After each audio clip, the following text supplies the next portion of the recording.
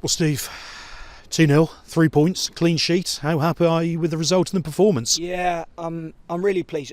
As regards to performance, I thought we started much brighter today, and that's a little bit of a key. But then we almost, when we got the goal, and then for a little bit, we'd started well and probably thought, well, that's it.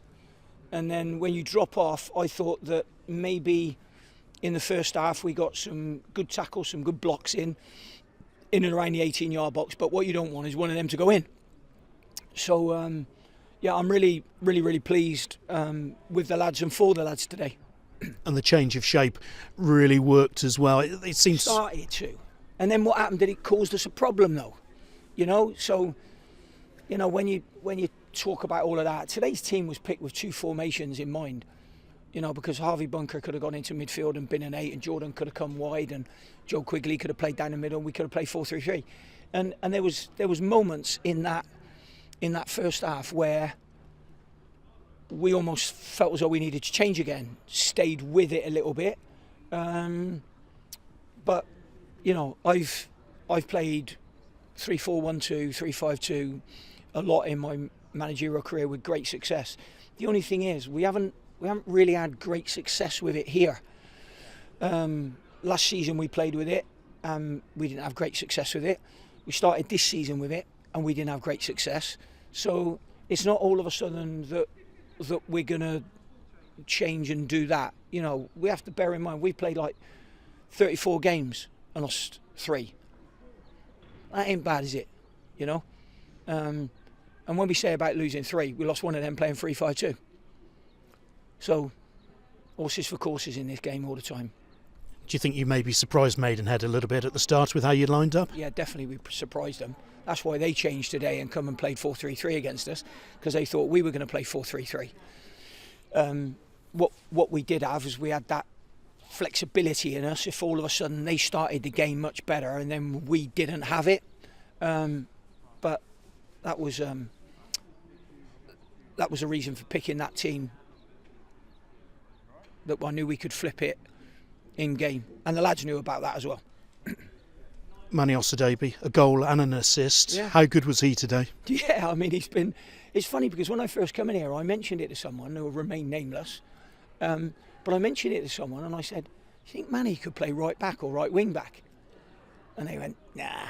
And I thought, And then I went along with it. Manny, for me, is always better when he's got grass to run into in front of him, because his strength is his running. He's a very, very good athlete.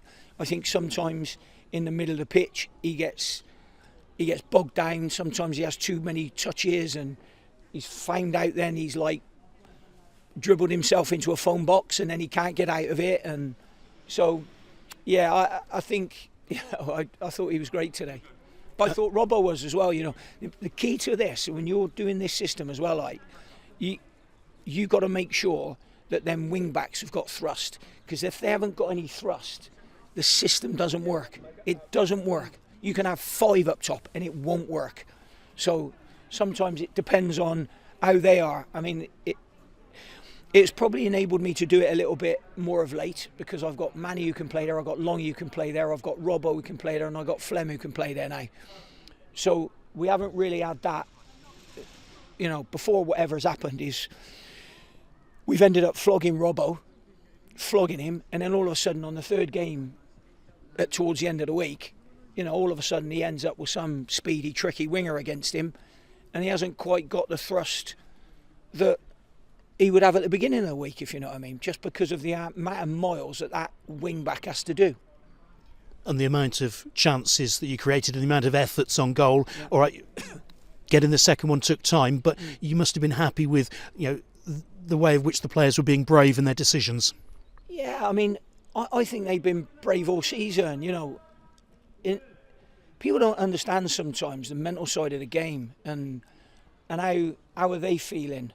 How are they? All of a sudden we get 2-0 up today and you see us playing completely different, because they're more relaxed. They've been under immense pressure from the beginning of the season. and I don't think that ever there's that entitlement that, you know, I have never once said we'll win the league. I've never once said we'll get promoted. But it's what we want to do, of course. So, you know, when they put in performances like that and they're consistent at it all the time, we'll win more games. You know, our home record is, what was that, 17 games today? I think 17 games. So we've won 11 of them and drawn 6. So, you know, there'll be a lot of teams that would like that record. So, yeah, you know, I thought they were great. And the chance for Harry Cardwell second, he took that really confidently, sort of smashed it in. Brilliant finish. Absolutely brilliant. Delighted for him, and so are the boys in there. Because, you know, Harry's had it hard. He's had it hard. And he's had some criticism that's probably unfair on him. But I like him. He's a great kid. Great kid. He needed that today. He really needed it. And I'm so pleased for him. And so are the boys. Brilliant. Jordan Garrick took a bit of a knock. Was he okay when he went off? No, it wasn't knock. It was cramp. But, you know, he thought it was cramp anyway. The only thing is finding out if it is cramp. Because it was in like a funny pace on his thigh. What you don't want is you don't want to find he's pulled a muscle and then he thinks it's cramp and then it's not cramp. Because my gut feeling is it's not cramp. It might be. My gut feeling is not cramp because I think Jordan Garrick's got his self up to a level of fitness that he would have lasted longer than 50, 54, 55 minutes. So we'll have to wait and see on that. But in the end, there was no point in keeping him on any longer, really. He wanted to go back on. He said he was all right. But I don't know. I wasn't quite sure when he went back on. I know it's only he went back on for another minute or so, but I wasn't quite sure, you know, when he was holding his leg, you know. If he said cramp and it would have been in his calf, I would have thought, okay, because sprinters, that's where they'll get a bit of cramp. But yeah, I don't quite know. We'll wait and see with that one. There was a strange moment where the referee and the fourth official came across to talk to you, and then you ended up calling the club secretary down. What happened there? Well, apparently, so the fourth official said to me there was some unsavoury comments from this side of the ground towards the referee. So we needed to get some more stewards over there. But the thing is, there wasn't anybody in and around me. So then I clocked Claire up in the director's lounge up there. I asked her to come down and then said we need to put a tannoy announcement out for that to be a deterrent. Which, you know, I'm not over there, so I can't accuse anybody. But I'm pretty sure she wouldn't have come to the side if something perhaps hadn't have been said. So I'm not accusing anyone because I don't know. I'm third party in this, trying to sort it out, if you know what I mean. While the game's going on as well, by the way. But I obviously, you know, we wouldn't want that. In fact, we don't tolerate any abuse at this football club. It's just, it goes on, but it's, you know, until you're the one that ever gets it, you never quite know how that person feels.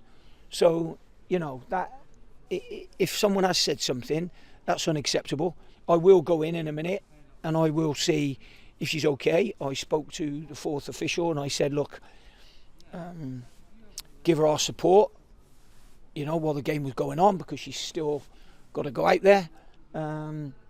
So yeah, that was all I could do. So I wouldn't want. It's funny because whenever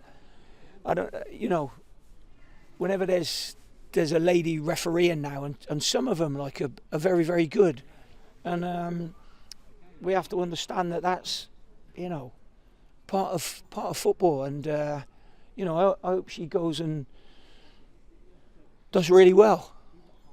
Because she let a lot flow today, but was pretty consistent across it. I can tell you this now: we've had a lot of referees this year, and she hasn't. I don't think she's had a bad game today. I don't think that. I don't think she's had a bad game at all. Normally what happens is, if you don't notice a referee, that's when they've had a good game.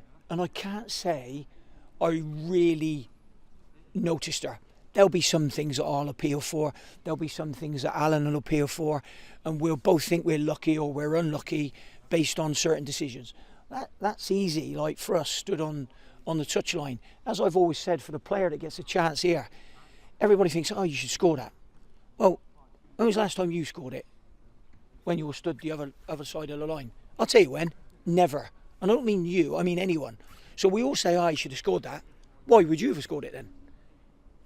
So it's tough on her. I hope she's all right. I'll go and knock the door in a minute and see if she's okay.